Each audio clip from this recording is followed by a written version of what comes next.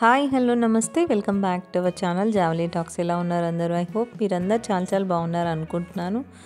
So new year వచ్చేస్తుంది కదండి. New year celebration చేసుకోవడానికి సింపుల్ ఈజీగా ఇంట్లోనే చేసుకోవడానికి నేను ఇక్కడ కేక్ని చూపిస్తున్నాను. పైనాపిల్ కేక్ చేస్తున్నాను అనమాట. సో దానికోసం మనకు ఒక మంచి పైనాపిల్ పండింది కావాలి.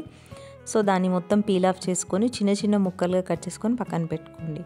తర్వాత స్టవ్ మీద ప్యాన్ పెట్టుకొని ప్యాన్లో 1 కప్పు వరకు షుగర్ని యాడ్ చేసుకోండి. తర్వాత 1.5 కప్ వాటర్ని యాడ్ చేసుకోండి. సో అందులో మనం కట్ చేసుకున్న పైనాపిల్ పీసెస్ ఉన్నాయి కదండి, పైనాపిల్ పీసెస్ వేసుకొని మనము పైనాపిల్ కేక్ చేస్తున్నప్పుడు మనకి పైనాపిల్ సిరప్ కావాల్సి వస్తుంది. అలానే మనకి షుగర్లో సోక్ చేసిన పైనాపిల్స్ అయితే చాలా బాగుంటాయి కాబట్టి అందుకని ఫస్ట్ మనము పైనాపిల్ జ్యూస్ని రెడీ చేసుకుంటున్నాము. అలానే ఈ పీసెస్ని కూడా వేసి మనం బాయిల్ చేసుకొని పక్కన పెట్టుకోండి. ఫస్ట్ దీన్ని మనం మంచిగా పక్కన పెట్టుకొని కూల్ అవనిద్దాం. అంతలోపు మనం ఇక్కడ ఒక బౌల్ తీసుకొని బౌల్లో 7/4 అంటే మనము ఒక 1.5 కప్ కంటే ఎక్కువగా కొంచెం ఆయిల్ని సేమ్ అదే క్వాంటిటీలో పౌడర్ షుగర్ని ఐసింగ్ షుగర్ని తీసుకొని మంచిగా బ్లెండ్ చేసుకోండి. మీరు ఇక్కడ ఆయిల్ ప్లేస్లో బటర్ కూడా యూస్ చేసుకోవచ్చు. 750 గ్రామ్స్ అలా బటర్ని కూడా యూస్ చేసుకోవచ్చు. సో అవన్నీ మంచిగా బ్లెండ్ అయిన తర్వాత బ్లెండర్ తోటి ఇక్కడ నేను 3 ఎగ్స్ని తీసుకుంటున్నాను అనమాట. సో ఎగ్స్ని కూడా అందులో వేసేసుకొని మంచిగా బీట్ చేసుకోండి. మీరు ఎంత ఎక్కువగా బీట్ చేసుకుంటే అంత ఫ్లఫీగా మనకు వస్తుంది అనమాట.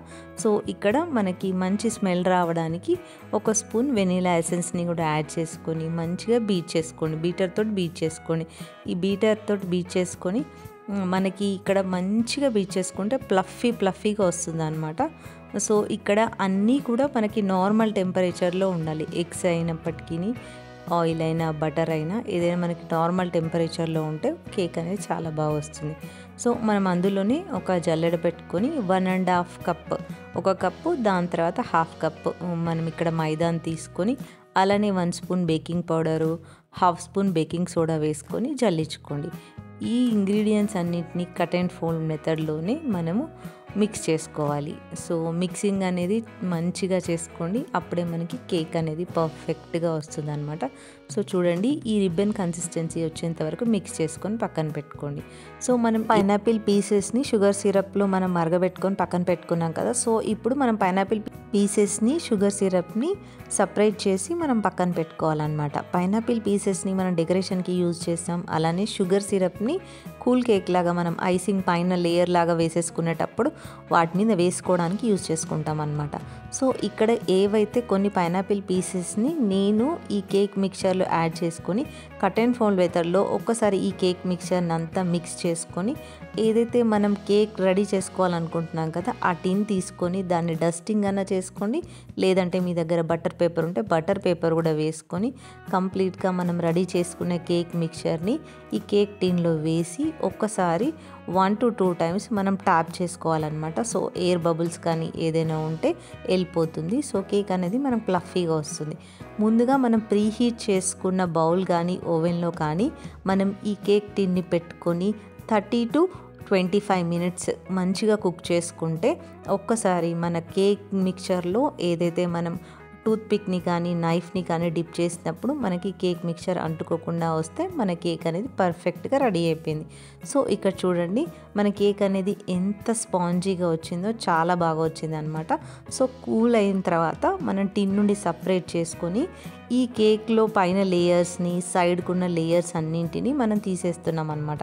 సో ఇలా తీసేయడం ద్వారా ఏమవుతుందంటే మనం ఏదైతే రెడీ చేసిన జ్యూస్ని మనం ఇప్పుడు అప్లై చేస్తాం కదా పైనాపిల్ సిరప్ని, సో అప్పుడు మంచిగా కేక్ అబ్జర్వ్ చేసుకొని చాలా సాఫ్ట్గా స్పాంజీగా జ్యూసీగా రెడీ అవుతుంది. సో మనం లేయర్స్ తీసి పక్కన పెట్టుకున్న కేక్ని ఒక 3 లేయర్స్గా మళ్ళీ కట్ చేసుకోండి.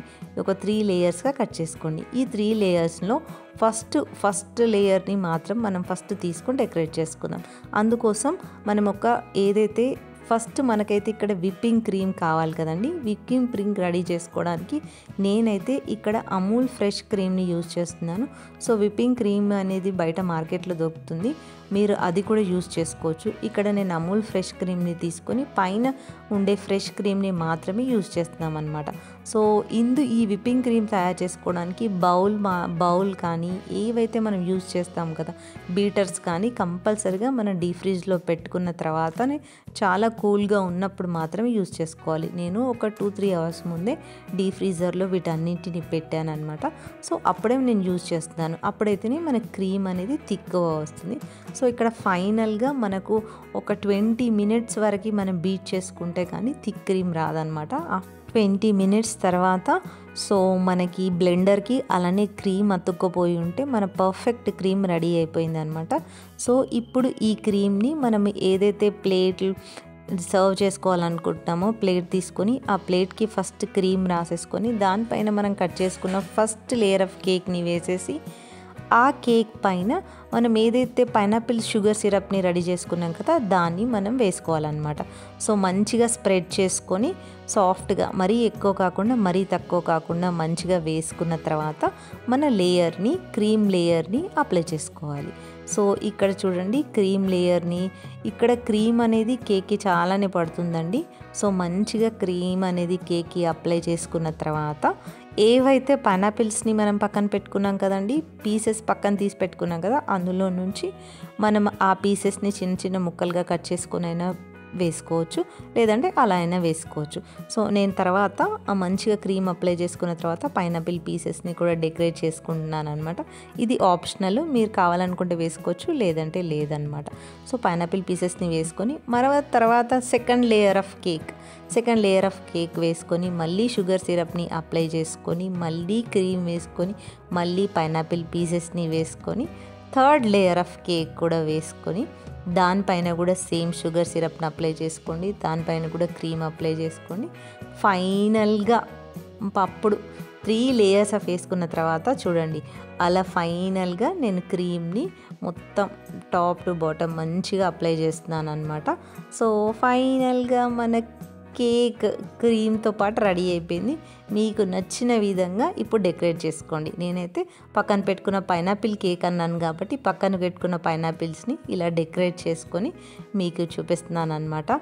సో ఫైనల్గా మన ఎమ్మి కేక్ అయితే రెడీ అయిపోయింది. ఇది చాలా సాఫ్ట్గా జ్యూసీగా చాలా బాగుంటుంది. ఇది ఒక 2-3 అవర్స్ మన ఫ్రిడ్జ్లో పెట్టుకొని కట్ చేసుకొని తిన్నట్లయితే ఇంకా చాలా బాగుంటుంది, చల్లగా చాలా బాగుంటుంది అనమాట. ఈ న్యూ ఇయర్కి మీరు కూడా తప్పకుండా మీ ఇంట్లో ఈ కేక్ని ట్రై చేయండి.